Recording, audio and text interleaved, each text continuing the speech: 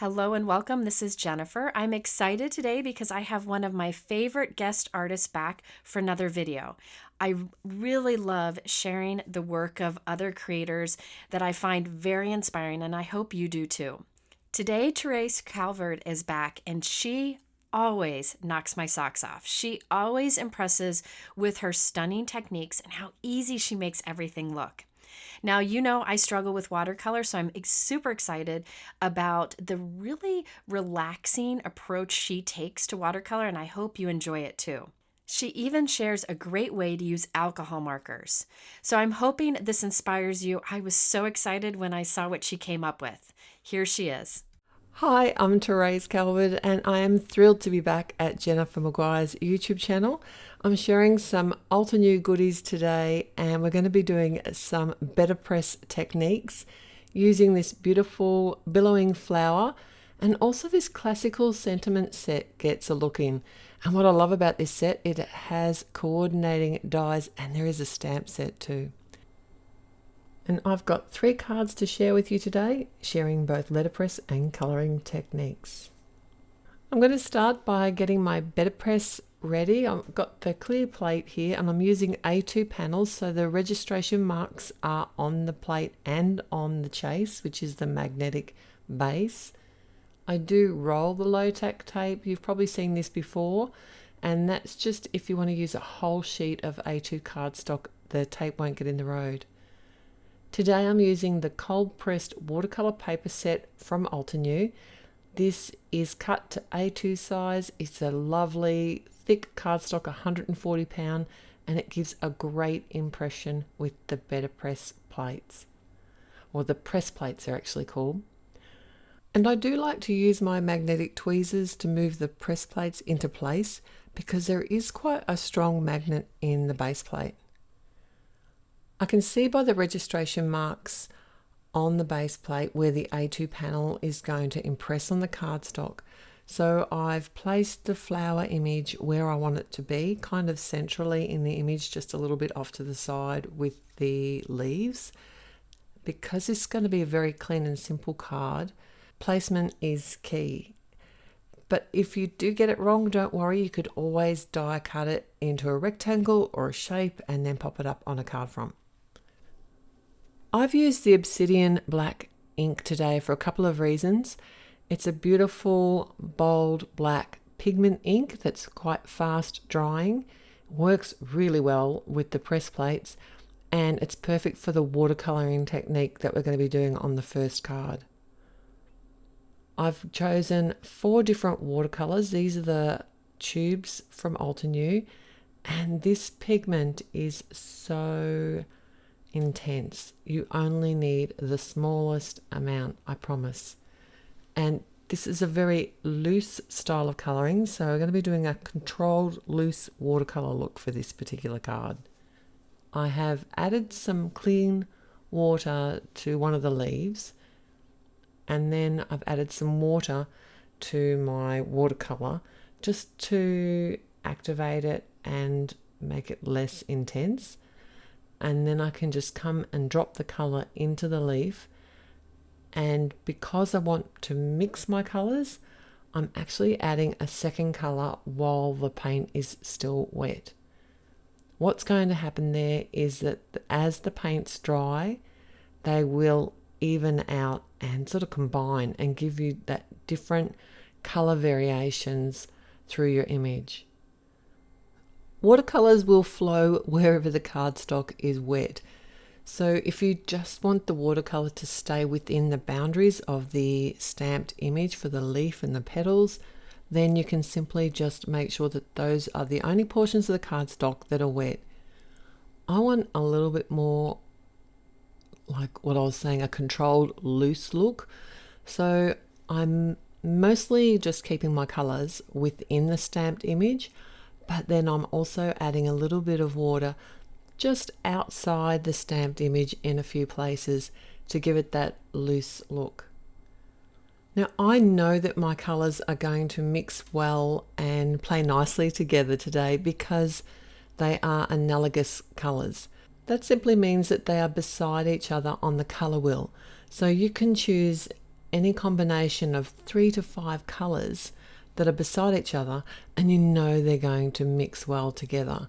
If you're not sure, you can always test it on a scrap piece of paper, or there are colour wheels that you can access for free online. I wanted my colours to kind of flow through the image, so you'll kind of see that I've started with the green, the cyan, and then the blue, and into the red violet, almost like a pinky purple colour. If you look at how I'm colouring my image, the green is more focused in the bottom, then the cyan, and then the blue, flowing that up into the petals of the flower, and then I'm going to bring in the pink. One thing to note is that typically when you colour with watercolours, you wouldn't normally colour all the petals together like this. You would focus on one petal at a time.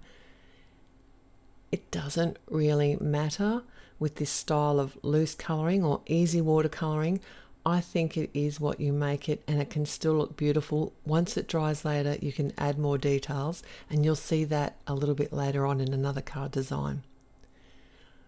Even though these colours are very intense, once it dried, I let it sit there and dry naturally, they really do dry back a lot lighter.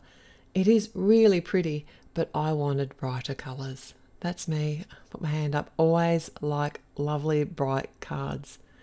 So it's as simple as adding another layer of colour over top. I've got a base layer beneath now, and then I can add some brightness and some details back in, but still keeping this colour fairly loose. It's going to make it look more dramatic. I promise. It might look like a hot mess right now, but it works out just fine. And don't worry, if you don't have watercolour tubes of paint, you can also do this technique with any kinds of watercolours. If you've got pan watercolours, or even use some dye inks, they work beautifully as a watercolour. You just smush them onto a palette, add some clean water, and you've got watercolours in any colour of dye ink that you own.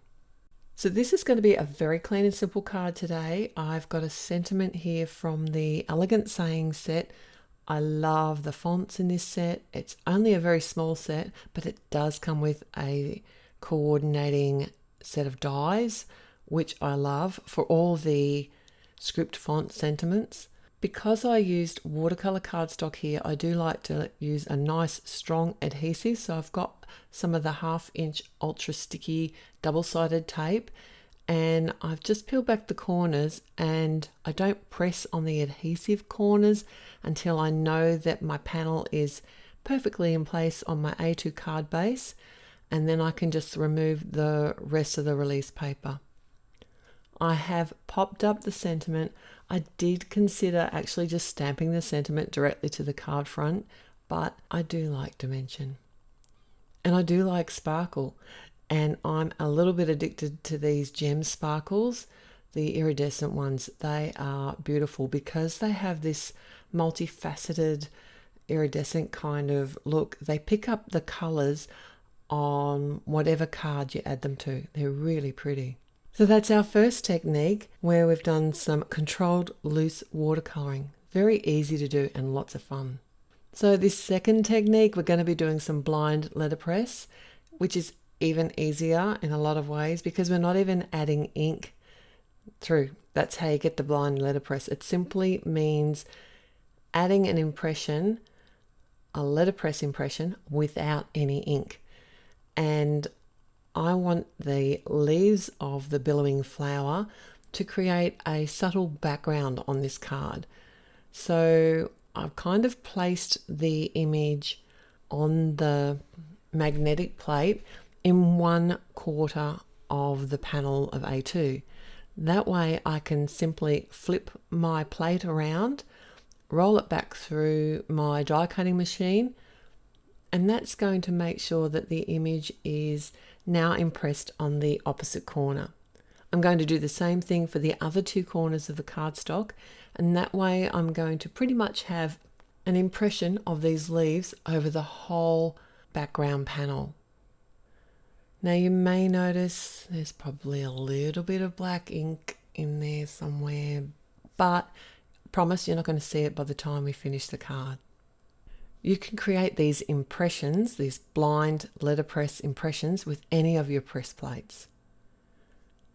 For this design, I want to colour up a couple of flowers and some leaves, and to save on cardstock, what I've done here is actually placed the flower so that I can get two impressions out of one piece of cardstock.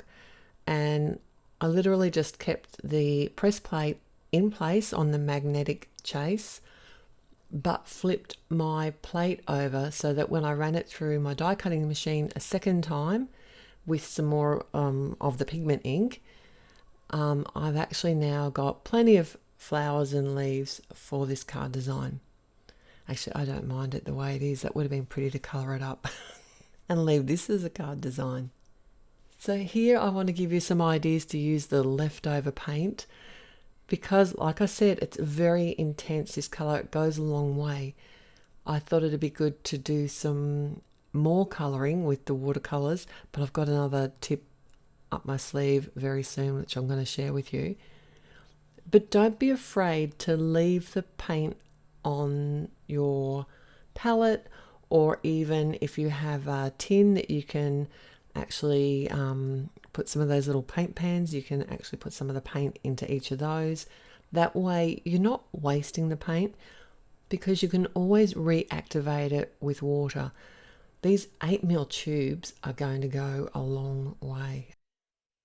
And of course you can always mix your own colours. So I needed a darker green here, so I added some of the green and the blue and a little bit of the cyan to give my leaves some more depth. Once my base colour for my actual flowers, petals, had dried, then I could come in and add another layer of a darker blue.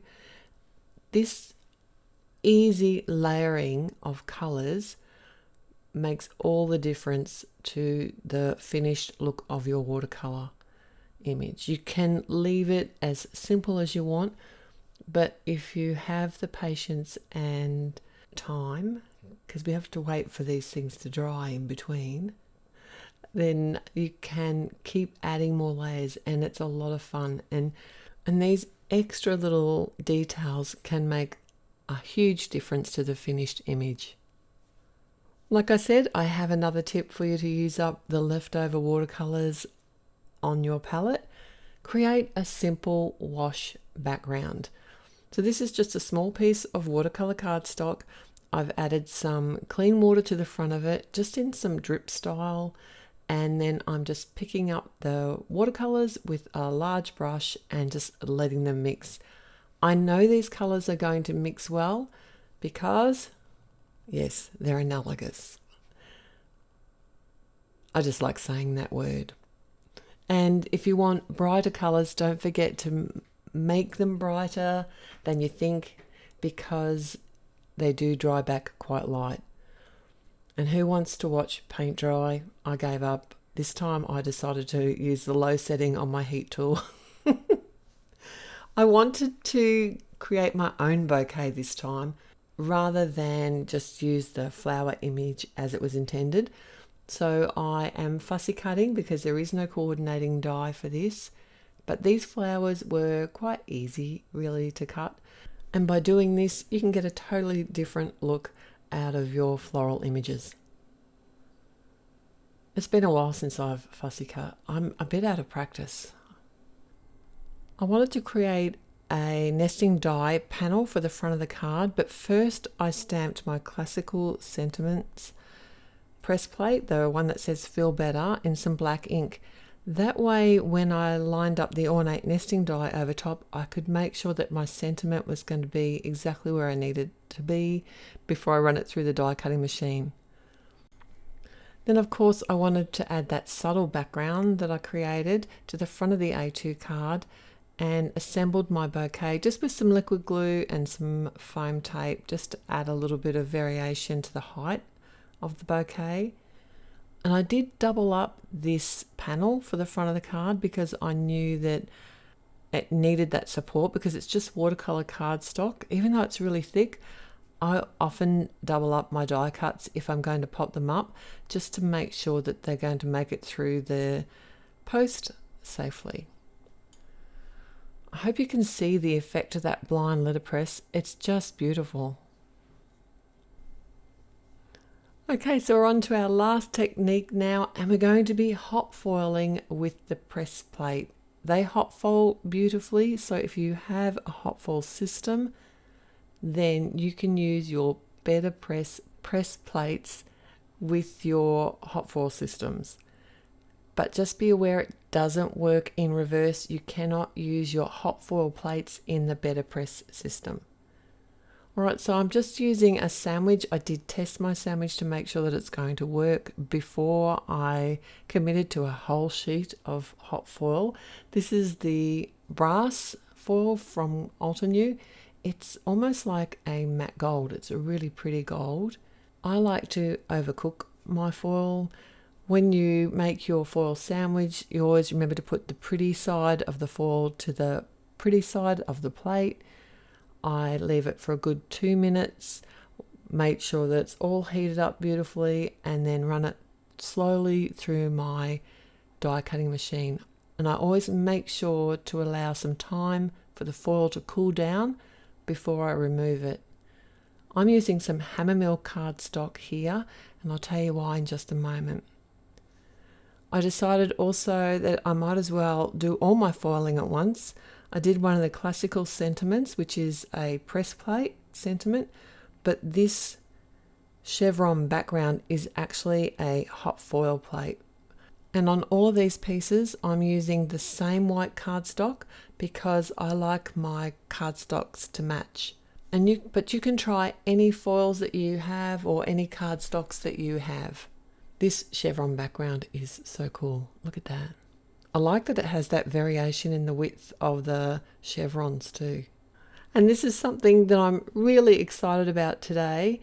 I'm using the artist markers with the hot foiled image. This is why I use the Hammermill cardstock.